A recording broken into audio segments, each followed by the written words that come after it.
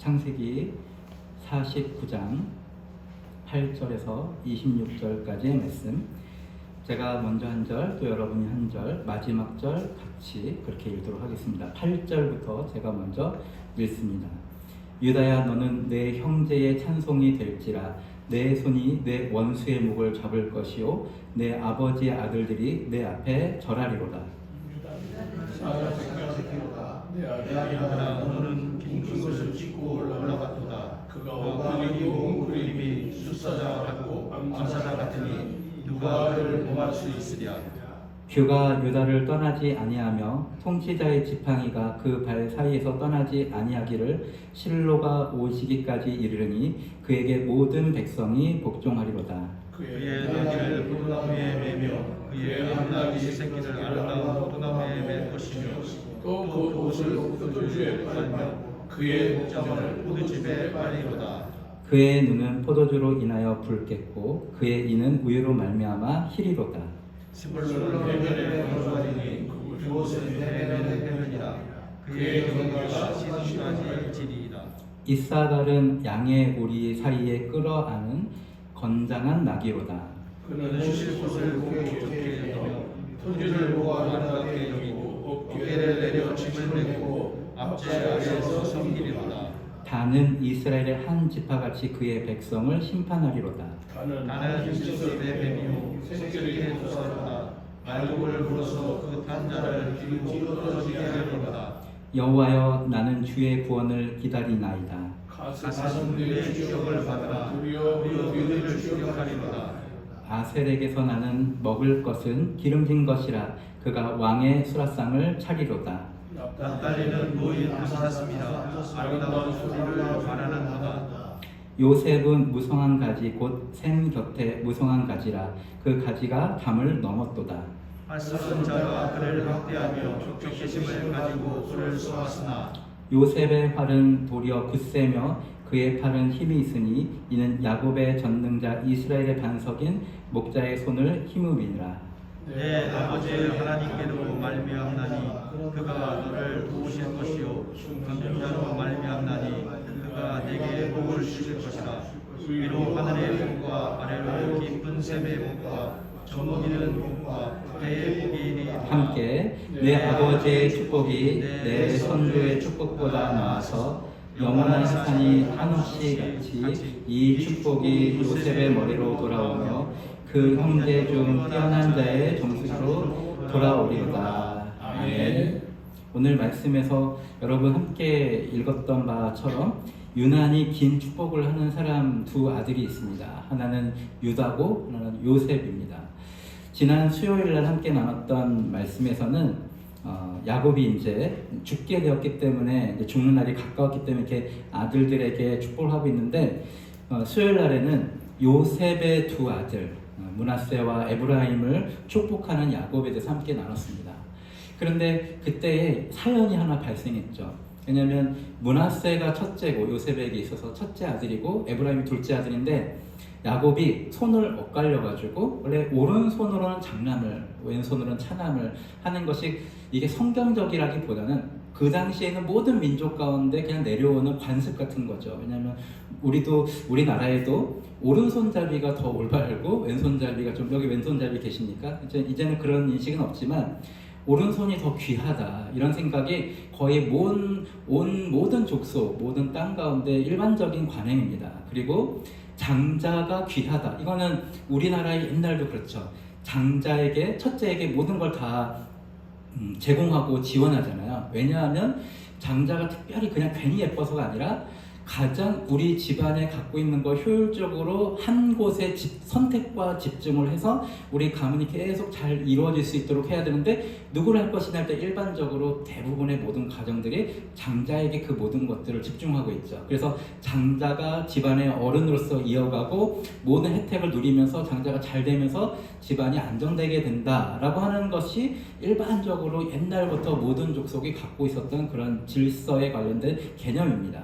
그러니까 이게 하나님은 사실은 여러분 잘 기억하시기 바랍니다. 하나님은 장자에게 꼭 그렇게 집중하지 않으세요. 그래서 오늘 사실 축복을 많이 받은 유다가 그냥 넷째입니다. 요셉은 베냐민보다 그냥 형일 뿐이죠. 그러니까 지금 오늘 축복을 가장 많이 받은 사람들도 장자의 1순위, 2순위, 3순위가 아니에요. 그리고 모세는 또 어떻습니까? 모세는 거기에 아론 있고 미리암 누나가 있고 그 다음에 모세는 셋째가 해당하잖아요. 다윗은 어떻습니까? 다윗은 집안에서 제일 막내예요. 그 막내가 또 어떤 막내냐면 그 온 민족의 가장 위대한 당시의 지도자라고 할 수 있는 사무엘이 우리 집에 와가지고 자 아들들을 다 내게 데리고 오라 했는데 다윗을 안 데리고 왔어요. 그런 아버지가 있습니까?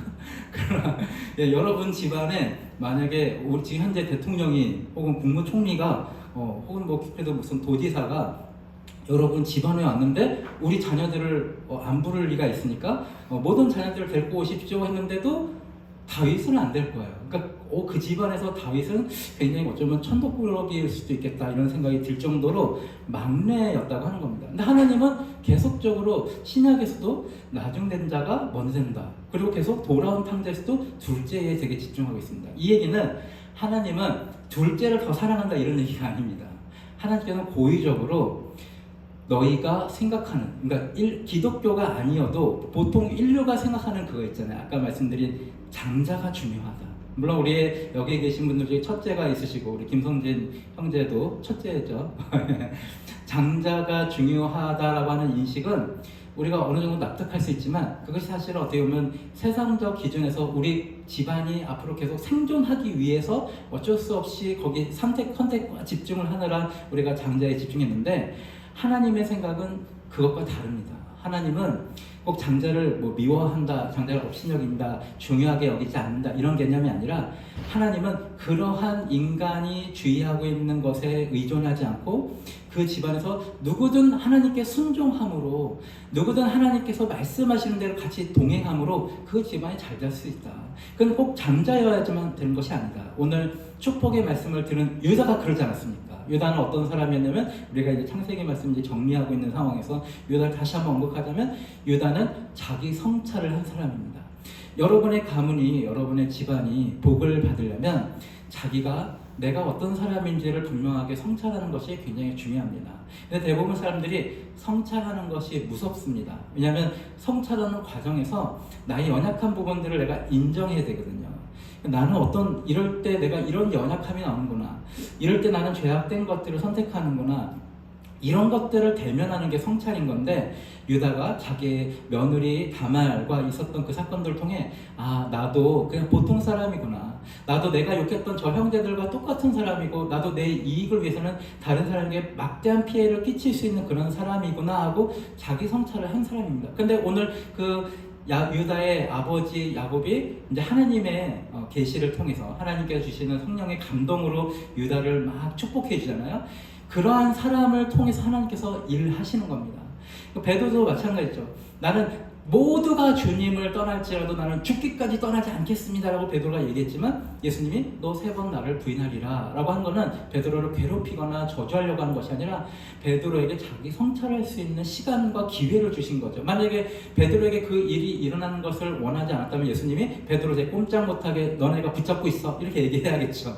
그렇지만 그 일이 그냥 일어나도록 예수님은 허용하셨습니다. 왜냐하면 베드로가 수제자로서 수제자가 가져야 되는, 그러니까 오늘도 우리가 얘기하지만 수제자의 역할을 할 수 있는 것, 혹은 태어날 때 장자는 아니지만 그 집안을 이끌 수 있는 장자의 역할을 할 수 있는 사람은 누구냐면 하나님 안에서의 자기를 발견하는 것입니다.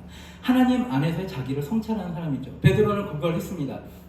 모든 제자가 다 주님을 떠날지라도 나는 죽기까지 주님 떠나지 않겠습니다 했는데 자기가 3번이나 부인하고 그리고 저주하면서 주님을 떠나게 되는 상황을 보면서 나도 이렇게 연약한 사람이구나. 근데 그렇게 자기 성찰을 한 사람에게 주님께서 뭐라고 말씀하십니까? 내 양을 치라, 내 양을 먹이라. 바로 이런 것입니다. 자기가 얼마나 연약하고 내게 은혜가 필요한 사람이구나. 사랑하는 성도 여러분, 내가 연약하고 내가 은혜가 필요한 사람이구나 고백하는 것은 결코 내가 약해지는 것이 아닙니다. 많은 찬양의 가사에 나와 있는 것처럼 그것이야말로 내가 하나님 안에서 더 강력하게 되는 것이고 하나님의 도우심이 내 삶 가운데 임하게 되는 중요한 요소입니다. 그러니 대부분의 우리나라 사람들은 자기가 연약하고 자기가 약하고 부족하다고 하는 것을 드러내기 싫어해요. 그래서 뭔가 그런 것들을 나누는 것이 물론 우리가 사람에게 나눌 필요는 없습니다. 그렇지만 하나님 안에서 제가 그런 사람입니다. 하나님의 은혜가 없이는 내가 내 삶을 잘 영위할 수 없는 그런 연약한 사람입니다. 하나님의 도우심 반드시 필요합니다.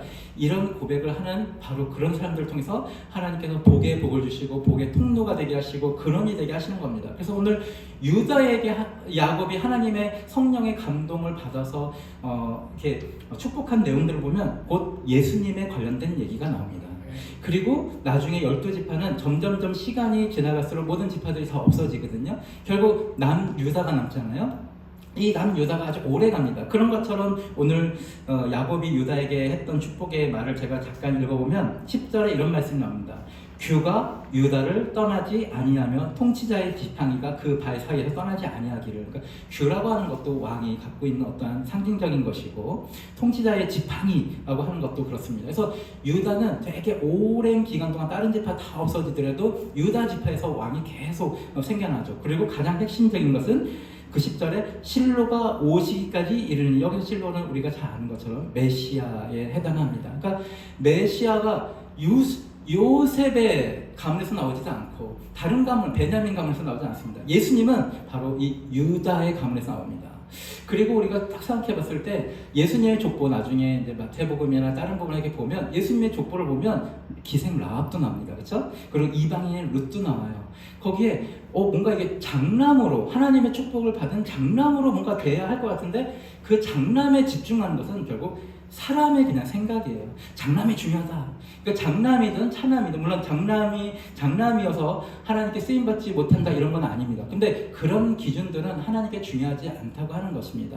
그런데 야곱은 자기의 아들 요셉의 두 아들인 므낫세와 에브라임을 손을 엇갈려가지고 가능하면 자기가 생각할 때 에브라임, 둘째인 에브라임에게 중요한 오른손으로, 그리고 오히려 장남인 므낫세에게 왼손으로 축복했습니다. 근데 하나님께서 이렇게 하라고 말씀하시지 않았고, 특별히 므낫세가 뭐가 잘못한 것이 이 당시에는 아무것도 없었습니다.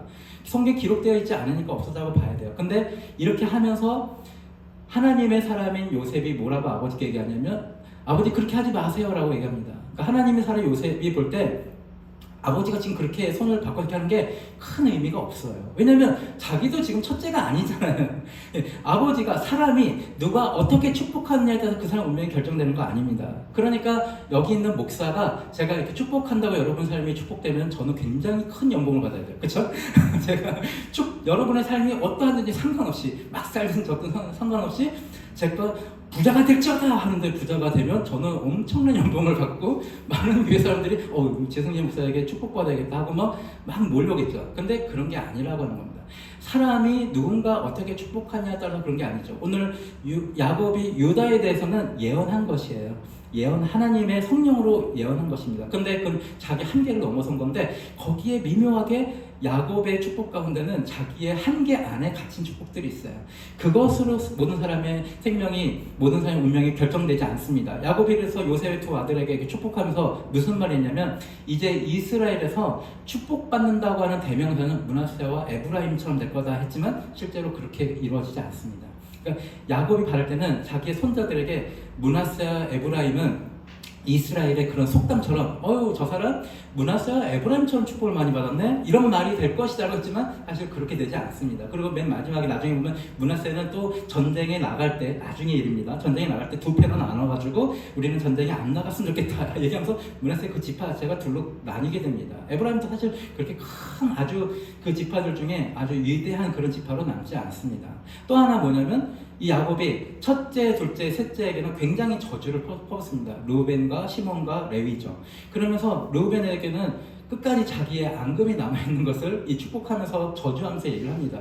너 내 침상을 더럽혔지. 그러니까 즉 자기의 처업 중에 한 명을 첫째 아들이 범했습니다. 그거고 너 내 침상을 더럽혔기 때문에 너는 장자로서 자격이 없어라고 하는 것을 축복의 시간에 저주를 합니다. 그리고 또 하나는 시몬과 레위한테 이 축복의 시간에 저주하면서 너희는 너무 잔인한 놈들이야 하면서 너네는 다 없어질 거야 얘기하지만, 여러분 기억하시죠? 레위가 어떤 사람이 됩니까? 모든 제사장이 레위에서 나옵니다. 그러면서 이 이스라엘의 가장 권력자, 그러니까 당시에는 신을 이렇게 섬기는 제사장과 정치가 분리되어 있지 않잖아요. 그러니까 제사장의 힘이라는 게 굉장히 크지 않습니까? 물론 그렇게 레위라고 하는 지파가 딱 모이지 않고 제사장으로 인해서 이게 흩어지긴 하지만 그 레위에서 계속 제사장이라고 하는 중요한 직책을 가진 사람들이 나오니까 사실 이 야곱이 시몬과 레위를 완전히 저주해 버렸는데, 물론 레위가 자기의 지분이 없이 이제 땅을 나눌 때 지분이 없이 다른 지파가 주는 것으로만 의지해야 되는 좀 그런 상황이 되긴 했지만, 그것이 이렇게 안 됐다, 참 안 됐다 이런 상황이 아닌 거예요. 그래서 권력자가 계속 나오는 그런 상황이 되기 때문에 그렇습니다. 제사장이 있는 한, 제사장이라고 하는 제도가 있는 한 무조건 레위 지파인 거예요. 심지어 모세도 누구 지파 출신이면 레위 지파 출신이에요. 그러니까 사실은 야곱이 여기서 얘 둘째 셋째는 내가 참 쟤네 생각할 때 세겜에서 쟤네가 한 행동, 그리고 쟤네가 요셉을 팔고 죽이려고 했던 그 모든 행동을 용서할 수가 없어 하면서 이 축복의 시간에 저주했지만, 실제로 레위에게 그 일들이 그렇게 일어나지 않았다고 하는 겁니다. 사랑하는 성도 여러분, 어떤 사람의 하나님께서 감동을 주셔서 예언하는 그 유다의 예언들은 다 이루어지지만, 또 자기의 개인적인 감정에 의해서 이렇게 하는 것들은 사실상 역사적으로 일어나지 않습니다. 사람에게 그것이 달려있지 않는다고 하는 것입니다. 말씀을 정리하겠습니다. 하나님께서는 각 사람이 행한 대로 갚아주시는 분이십니다. 그것이 꼭 장남이어야지, 혹은 누구여야지, 이런 어떤 조건을 갖추어야지 하는 것이 아닙니다. 그렇지만 그것을 오히려 생각한 사람은 야곱이었어요. 야곱과 에서와 야곱이 태중에 있을 때 리브가 걱정하면서, 얘네가 막 싸우니까 태중에서 내가 이거 어찌해야 되겠습니까? 하나님 이렇게 얘기했을 때 하나님께서 둘째의 후손이 더 승하게 될 것이다. 그러니까 첫째의 후손이 둘째의 후손을 섬기게 될 것이다라고 하나님께서 리브에게 말씀을 주셨어요. 그런데 그 말씀을 듣고서 그냥 아멘하고 받아들이면 되는데, 거기서 어떤 일을 했냐면, 그럼 내가 이것을 확증해 버려야겠다, 이렇게 생각한 거예요. 그러니까 사실은 야곱이 나중에 요셉의 두 아들들에게 한 것이, 사실은 야곱이 아버지 이삭에게 바랬던 것이죠.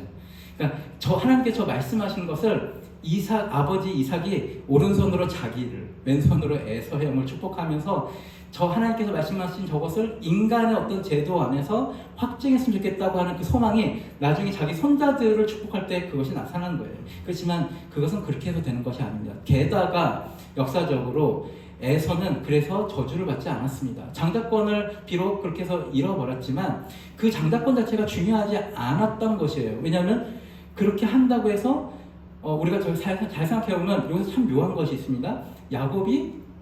이삭이 자기 아들 에서인 줄 알고 야곱에게 축복했는데, 하나님께서 거기에 아무런 제한을 가하지 않고 막지 않으셨다는 거예요. 그러니까 이삭에게 얘기했잖아요. 저는 네 큰아들 에서가 아니다 라고 얘기할 수 있지만 얘기 안 하셨어요. 왜냐하면 대세에 큰 지장이 없기 때문에 그렇습니다.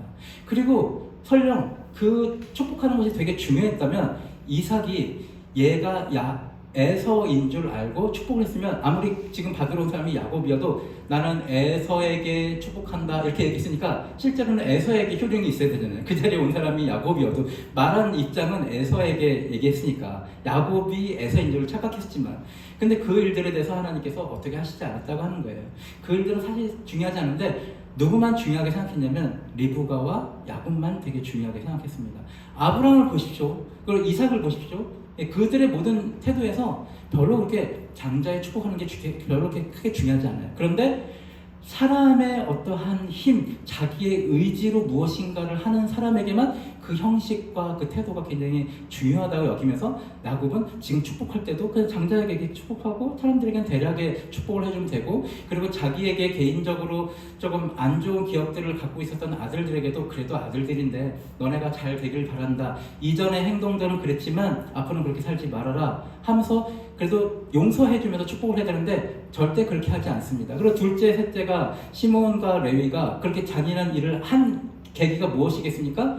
그들에게 자존감을 낮춰버리는 일을 아버지인 야곱이 스스로 했잖아요. 왜냐하면 에서 형을 피해서 도망갔다가 나중에 나올 때 에서 형을 20년 만에 만날 때 어떤 일을 했습니까? 야곱이 이렇게 했죠.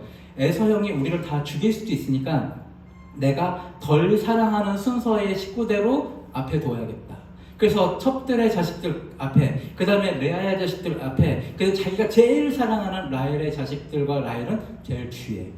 여러분이 만약에 여기 첫째가 아니십니까? 아닌데 여러분의 아버지 어머니가 이제 막 어쩜 막 총살당하거나 위험 그런 상황이 있는데 여러분을 만약에 덜 사랑하는 순서대로 줄을 세웠다고 생각해 보세요. 여러분 마음이 어떻겠습니까? 근데 그 일을 야곱이 한 거예요. 그러니 자기가 아무리 사기를 당해가지고 사기 결혼해서 레아랑 결혼해서 아이들을 낳았다 해도 자기도 사기를 쳤잖아요. 사실은 라반은 삼촌 집에 간 이유가 무엇입니까? 자기가 사기를 쳐서 간 거잖아요. 그때 오히려 깨달았어야죠. 이게 내가 사기를 쳐가지고 하나님의 뜻을 내 의로 이루려고 했던 이것이 다른 사람에게 얼마나 큰 아픔이 되고 슬픔이 되는지를 깨달았어야 되는데 그것을 생각하지 않고 그냥 레아의 자식들, 레아를 별로 중요하게 생각하지 않고 사지의 제일 앞선에 계속 놓는 거예요. 그러니 그 아들들은 자존감이 낮아지면서 나중에 세겜에서 자기 여동생 디나가 겁탈당하고 그 세겜을 다 남자들 다 죽였을 때 아버지가 너네가 어찌해서 그랬느냐? 너네 그렇게 잔인하게 한 것 때문에 우리 집안이 다 멸망하게 됐다고 할 때 그 아들들이 뭐라고 합니까? 우리의 동생이 이렇게 했는데 우리가 가만히 있는 게 맞아요? 하고 아버지가 그냥 대들어버려요. 그러니까 즉 자기의 의가 이미 그 전부터 아버지 앞에서 상해 있어요. 그러니까 내가 그런 취급받는 게 맞아요? 이렇게 얘기하는 겁니다. 그러니까 자기 동생이 물론 억울하니까 굉장히 심각한 일이긴 하지만 다 죽여버릴 정도로 그런 거는 사실 아니거든요. 근데 아버지와 대화하면서 아버지께 그렇게 얘기하는 거예요. 사실은 세겜의 모든 남자들을 죽였지만 사실은 거기에는 아버지께 대한 굉장한 큰 감정이 있어요. 우리가 그런 취급을 받는 게 맞아요? 그리고 왜 요셉을 죽이려고 했겠습니까? 요셉만 아버지 야곱이 사랑하고 자기들은 찬밥 신세가 되는 것을 견디지 못하니까 마치 가인이 아벨을 죽인 것처럼 우리가 그런 대접을 받는 게 맞냐 하면서 그것을 해결하기 위해서 요셉을 죽이려고 하는 그 일들로 진행됐다고 하는 겁니다. 사랑하는 성도 여러분, 하나님께서 우리를 축복하실 때는 요셉이나 혹은 유다 같은 그런 마음들을 하나님께서 축복하십니다. 제가 여러분에게 축복한다고 다 되는 것이 아니라고 미리 말씀드렸지만 제가 간절히 기원하는 마음으로 여러분께 축복하자면 여러분 다 유다 같은 하나님 안에서 자기를 바라볼 수 있는 사람들 되시길 주님의 이름으로 축복합니다. 그리고 여러분들이 요셉과 같은 사람들이 되기를 또 주님의 이름으로 축복합니다. 요셉은 매 스텝마다 하나님과 동행한 사람이죠. 그래서 요셉에게 야곱이 축복한 얘기를 보면 그 야곱의 축복이라는 노래 있잖아요. 너는 단장 너머로 뻗은 나무. 그러니까 요셉을 야곱이 볼 때 이제 뭐 오랜만에 이제 굉장히 긴 시간 17살 요셉이 17살 나이에 헤어지면 이제 30살 후반에 지금 아들을 만나서 얘 죽기 전까지는 17년간을 애굽에서 야곱이 살았어요. 그러니까 다시 만난 아들과 17년간 살았는데 자기가 이제 보기에도 이 요셉은 하나님과 이렇게 동행하면서 그렇게 잘 지금 나가고 있구나 이런 것들을 보았을 거예요. 근데 그 요셉에게 그런 축복을 합니다. 근데 요셉이 그런 축복을 받은 이유는 무엇입니까? 보디발도 알 수 있는, 남도 알 수 있는 저 사람은 하나님이 항상 동행하시는구나. 항상 하나님이 함께 하시는구나. 즉 요셉도 함께 하시는 하나님을 늘 의식하며 살았구나. 사랑하는 성도 여러분, 우리 예수함교회 성도 여러분들은 예수님이 여러분과 늘 함께 하신다고 하는 걸 기억하신 여러분 되시길 주님이 축복합니다. 그래서 나랑 늘 함께 하신다고 하는 그 예수님과 늘 같이 발을 맞춰서 동행하심으로 요셉에게 주어져 있는 축복이 여러분의 것이 되길 바랍니다. 그래서 여러분이 유다가 되시고 또 요셉이 되십시오. 여러분이 야곱이 되시지 않기를 주님으로 축복합니다. 그리고 르우벤이나 또 시몬이나 레위가 되지 않기를 주님의 이름으로 축복합니다. 오로지 야곱을 통해서 많은 축복을 받은 유다와 요셉이 여러분의 삶이 되시기를 주님의 이름으로 축복합니다. 우리 함께 찬송가